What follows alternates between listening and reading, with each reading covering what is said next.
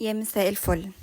الفيديو اللي فات اللي عملنا فيه البرلين ووريتكم التورته وقلت لكم ننزل التورته نفسها ولا لا. في ناس في الكومنتات طلبت ان احنا ننزل بوصفه السبونج كيك. السبونج كيك دي يعني وصفه لذيذه وتجنن. الناس اللي ما بتحبش طعم السبونج كيك اللي بيتعمل بالدقيق والبيض وبس، وبيحبوا طعم الكيكه العاديه ولكن في نفس الوقت عايزين كيكه تبقى هشه تنفع للتورته، هي دي الوصفه دي انا بعشقها بحبها جدا لان هي طعمها حلو، ويعني تكنيكها مختلف كده في السوا، هو اللي بيديها الطراوة وكمية الهشاشة اللي بتبقى فيها.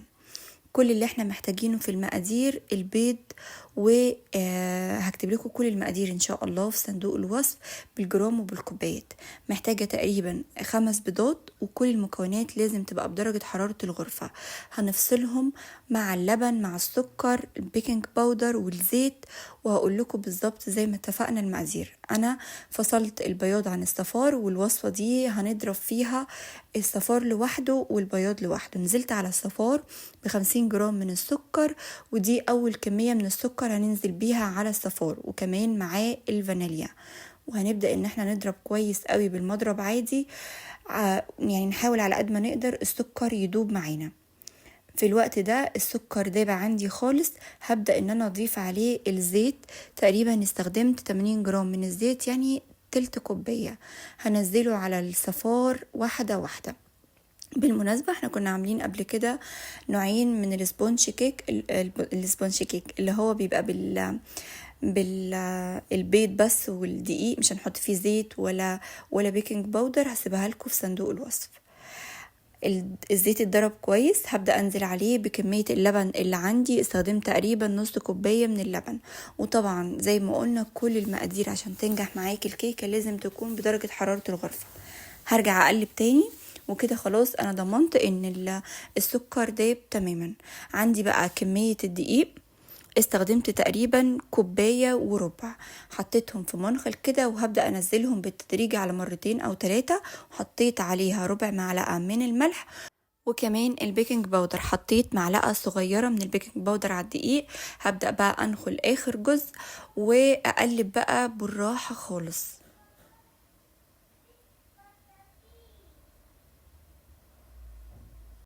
وانا بقلب هنزل كل الكمية اللي في الجوانب من الدقيق او من الكيك بالسباتولا كده، ومن تحت برضو عشان لو في اي دقيق متركز في الجوانب ينزل كده. انا عندي كل القوام خلاص بقى تمام، او المجموعة بتاعت الصفار وكل المكونات حطيناها. ناقص بس بياض البيض، وناقص كمان الكمية التانية من السكر. هضرب بقى بياض البيض مع السكر اللي ناقص، اللي هو تقريبا 60 جرام من السكر.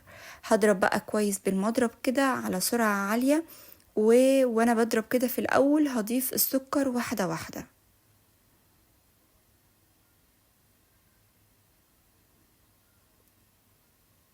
دي اخر كمية عندي من السكر هضيفها، وهبدأ اضرب على نفس السرعة، سرعة عالية برضو وفي نفس الاتجاه. في الاول بيبقى القوام سائل تماما مليان كده رغاوي، وبعد كده بيتقل معايا، الرغاوي دي بتختفي وبيبدأ القوام يبقى كريمي. هنفضل نضرب فيه لحد ما يدينا النتيجة اللي انتوا شايفينها دي، مش بينزل معانا يعني بيطلع ثابت. في الوقت ده هنبدأ نجمع الاتنين على بعض اللي هو الصفار والبيض، ولكن في المرحلة دي المفروض نبقى بحرص شديد علشان اي هوا عملناه في الكيكة ما نضيعهوش خالص. فببدأ اخد معلقة معلقة من مجموعة البياض او من طبق البياض وبضيفه كده، وبقلب زي ما انتم شايفين كده بالمضرب.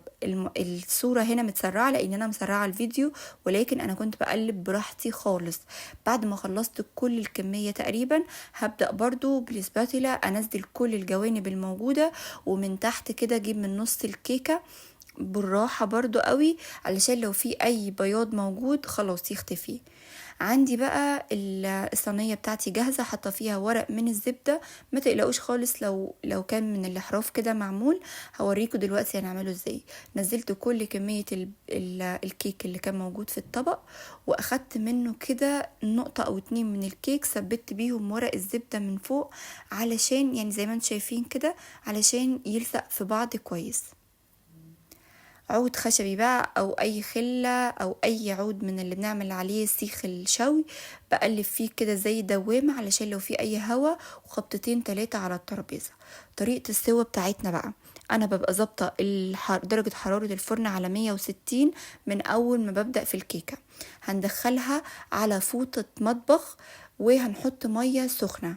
ما تقلقوش خالص، مفيش اي حاجه هتحصل للفوطه، انتوا بس حاولوا الصينيه تبقى حرفها شويه مرتفعه، اللي هي الصينيه الكبيره، وحطوا فيها كميه ميه كويس، لان هي الكيكه دي بتقعد في الفرن يعني ساعه وربع، ساعه ونص، وممكن كمان تزيد عن كده لو انتوا الفرن بتاعكم هادي. بس بحط بقى المية السخنة على الفوطة، ببلها كويس، بعد كده بحط فيها الكيك وبدخلها الفرن لحد ما تستوي تماما بعود خشبي كده. اشوف اول ما بيكون نضيف خلاص بتبقى مستوية، بطلعها على طول عادي جدا، وبسيبها في حرارة الجو لحد ما بتهدى، وادخلها التلاجة لوقت ما عاوزة اعملها. طلعتها بعد يومين، مفيش اي مشكله ادام الكيكه مع يعني ملفوفه كويس قوي في ستريتش ريب، مش بيحصل لها اي حاجه وبتفضل برضو طريه. بشيل اخر جزء من فوق كده، بيبقى تحس ان هو مندي شويه او معجن، بتشيلوه. وشوفولي بقى كميه الطراوه اللي موجوده في الكيكه فظيعه وعاليه جدا، غير طعمها اللي يجنن. يعني انتوا ممكن اصلا تاكلوها لو عايزين تعملوها وتجربوها، مش شرط خالص يكون في عيد ميلاد، تقدروا تعملوها تاكلوها جنب شاي بلبن، طعمها لذيذ جدا. في الاخر انا كنت بشيل الكريمه من التورته وكنت باكلها لوحدها. بمناسبة الكريمة تعالوا اعملها معاكم برضو علشان يبقى الفيديو كامل. الكريمة اللي انا بعملها دي بحبها اكتر في الشتاء علشان الجو بيبقى ساقعة وبتبقى ماسكة معايا اكتر. عندي نص لتر من الكريمة اللباني ساقع جدا في التلاجة، وعندي ربع الكمية بتاعتها يعني 250 جرام من الجبنة. انا استخدمت جبنة ماسكربون، تقدروا تستخدموا اي نوع جبنة كريمي، ولكن اهم حاجة تبقى الجبنة ماسكة نفسها زي ما انتم شايفين كده. ولو في اي مية من نوع الجبنة اللي انتوا جايبينها اتخلصوا منه، ما تحطوهوش في قلب البولة اللي هتضربوا فيها. البولة دي دخلتها وانا برتب الحاجة بتاعت التصوير، دخلتها التلاجة يعني تقريبا قعدت ربع ساعة، يعني الطبق نفسه كان ساقع، الكريمة ساقعة، وكمان الجبنة ساقعة. حطيت 100 جرام من السكر للكمية دي بتبقى حلوة، ولكن انا حطيت 70 جرام بس، لان هستخدم البرلين وهستخدم صوص فراولة. ما بحبش عموما الكيكة تبقى كريمتها مسكرة قوي. حطيت كمان فانيليا عليها، وضفت بقى المضرب. حطيت المضرب فيها وهبدأ أضرب من الأول كده على سرعة هادية. الخفق في الكريمة دي بيبدأ من سرعة بطيئة شوية بالمضرب، وبعد شوية واحدة واحدة بعلي كده وانا شغالة زي ما انتم شايفين كده. السرعة في البداية بتبقى سايلة تماما، وبعد كده مع ان انا بعلي السرعة لحد الاخر الكريمة بتبدأ ان هي تتقل معايا. باخد بالي في المرحلة دي هكمل ضرب لان هي لسه خفيفة، بس لازم برضو تاخدوا بالكم ان انتوا ما تضربوهاش زيادة عن اللزوم علشان الجبنة عندك والكريمة ما يفصلوش. اول ما احس ان هي ادتني قوام متماسك وسليم كده، خلاص بوقف ضرب تماما، وببدأ ان انا بالاسباتولا بعمل نفس الحركة دي عشان اخرج منها اي هوا واقلل فيها الفقاعات اللي بتبقى موجودة دي، الفراغات، وبتبقى جاهزة عندي. الكريمة دي بتبقى طعمها حلو جدا للحشوات، لأي حلو عموما، للإكلير، لأي حلو بيبقى طعمها حلو ولذيذ جدا ومش تقيلة زي كريمات الزبدة. ولكن اتبعوا بس تعليمات وانتوا بتخفقوها علشان ما تفصلش معاكم. اللي عارفني عارف ان انا بحب الطريقه دي في التورت. يعني بجيب نفس الصينيه اللي انا خابزه فيها وبحط فيها اللي هو البلاستيك اللي هو بيبقى متين شويه دي حوالين الكيكه من جوه، وببدا احط فيها الطبقات. الحركه دي بتبقى حلوه قوي لو انتوا مثلا مش متمكنين قوي في تقطيع الكيك.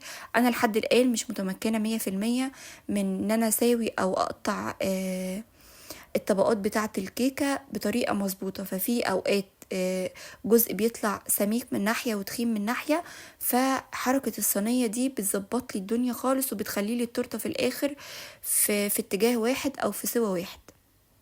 حطيت بقى اول طبقة، مش محتاجة تشريب خالص، الكيكة دي طرية جدا مش محتاجة اي صوص تتشرب. وحطيت فيها من الاحراف كده كريمة، وبدأت احط فيها صوص فراولة والبرلين اللي احنا عاملينه.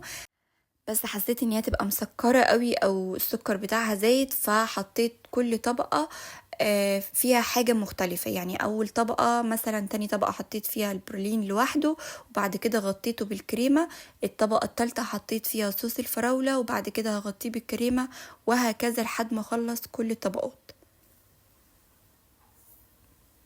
انا عندي كده خلصتها خالص، بغطيها بقى وبحطها نص ساعة. ممكن ما تحتاجوش ده لو عندكم الكريمة ساقعة، وكمان الجو كمان ساقع في الفترة دي، يعني في الصيف لازم تحطوها في التلاجة شوية. بشيل بقى الجزء البلاستيك اللي بره وببدأ اسويها بأي سوا. الحقيقة ان انا كنت عايزة اعملها كده بس ما احطش عليها كيكة يعني كريمة تاني. كنت عايزة اعملها النجد كيك، اللي هي الكيكة العارية، اللي هي بتبقى بس كمية بسيطة قوي من الكريمة على الوش. بس مش عارفة ايه اللي غير رأيي او ايه اللي خلاني مش مركزة، رجعت تاني حطيت عليها كريمة، طبقة من الكريمة. انا عموما في التورت يعني عشوائية شوية، مش بحب اعمل حاجة او التورتة تبقى يعني لازم افضل وراها لحد ما الكريمة تبقى مظبوطة 100%. لا، بحب قوي ستايل التورت اللي هي طالعة موضة دي، اللي هي بتبقى اي حاجه في اي حاجه كده، حتى بتبقى مناسبه كمان للمبتدئين قوي. باي مسطره عندك تقدري تظبطي بيها شويه من الكريمه من على الوش او من على الجنب، وبتبقى زي الفل كده، اي تزيين بقى فوق. الحقيقه ان انا كنت بحب ازينها برضو بالورد، انا عندي الورد المجفف، بس قلت بلاش اعمل اي حاجه باي ادوات، وهستعمل معاكو تزيين بسيط قوي. ممكن تعملوه باي كيس بلاستيك، او اللي هو الكيس بتاع البيبنج بتاع اللي هو الكريمة، او بلح الشام، او اللي هو الكيس البلاستيك الحلواني العادي. بس حطيت شوية من الكريمة على الوش، وبعد ما سويتهم كده على قد ما اقدر، الجزء المتبقي بقى شلت منه جزء ابيض كده كريمة عادية هناك، الكيس هناك كده، وحطيت على الباقي نقطتين من اللون الاصفر. وهستخدم بقى الكيس الحلواني، لو انتوا عندكم اللي هو البيبنج اللي انا لسه موريهولكوا دوت، اللي هو الخط رفيع قوي اللي بيبقى نقطه بسيطه كده بتكتبوا بيه على التورت، استخدموه. انا عندي، بس انا زي ما قلت لكم حبيت ان انا اعمل لكم حاجه، يعني لو لا اي حد مش عنده اي ادوات يعرف يزين. هنعمل بقى اللي هي الورده، هتعملوا بالبيبنج كده 5 مرات، ب يعني بشكل دائري زي ما انتم شايفين كده.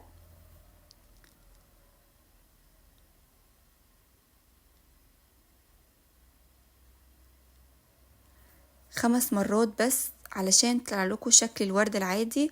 انا ما كنتش يعني ما كنتش متحكمه قوي في الكيس، لان كان الكاميرا جنبي والستاند بتاع الكاميرا موجود، فما كنتش مركزه قوي، وكمان كنت حابه ان الحاجه تبان لكم قوي.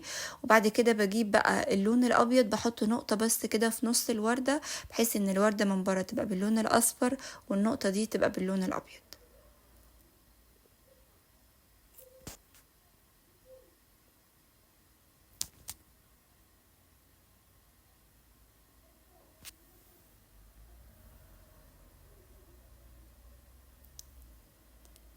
بس بعمل بنفس النظام ده لحد ما بخلص خالص. الحقيقه ان انا يعني حسيت ان هي محتاجه حاجه، ومش عارفه ايه اللي يعني ايه اللي حصل في دماغي، كنت سبتها كده شكلها كده لطيفه قوي. فكان عندي توت في التلاجة حطيته، بس يعني انا شايفه ان بعد ما ظبطت الفيديو، حاسه ان هي في الاول كان يعني اهدى بكتير، وانا اصلا محتاجاها هاديه، مش عارفه ايه اللي خلاني احط عليها اي فاكهه. بس عموما التزيين ده في الاول وفي الاخر بيبقى ذوقكم والمتاح عندك، يعني ممكن لو فراوله موجوده تحطوا، كيوي تحطوا اي حاجه، او يعني تستكفوا بس بالورد اللي احنا عملناه. يعني انا كمان كنت احط من فوق كده على الوش، بس رجعت شلتهم تماما، وحسيت ان الموضوع هيبقى زيادة عن اللزوم قوي، فحطيت الشمعة ورجعت شلت الفواكه اللي انا حطيتها فوق التوت. بس كده التورته خلصت، بسيطة وسهلة، وبأقل من غير اي ادوات تقريبا عملناها. ويعني الكريمة طعمها لذيذ، الكيكة زي ما قلت لكم تتاكل لوحدها من غير اي حاجة، وشكلها حلو. يعني انتوا لو عندكم اي عيد ميلاد لولادكم او اي حاجة، مش لازم ان انتوا تشتروا، واعملوها في البيت بأقل التكاليف، وكمان بأقل الامكانيات او بأقل الادوات عندكم ممكن تعملوها. قطعوا بقى الكيكة وشوفوا الطراوة بتاعة الكيك نفسه من جوه، وطبقات البرلين والصوص. انا ما بحبش ازود فيها قوي حشو، يعني طبقة الكريمة من جوه مش بحبها كتير، وحتى كمان من بره. بس اتمنى الوصفة النهاردة تكون عجبتكم واتمنى تجربوها. انا اسفة لو الفيديو طال شوية، بس حبيت اجمع لكم التورته كلها في فيديو واحد بدل ما اقسمه على فيديوهين، عشان اللي حابب ان هو يعمل تورته مرة واحدة يلاقي كل الفيديو كامل، من اول التورته الكريمه للتزيين. وافكار التزيين دي مش ضروري تعتمدوها، يعني على حسب ما انتوا بتحبوا وبس كده. اتمنى اشوفكم في وصفه جديده عن قريب. مع السلامه.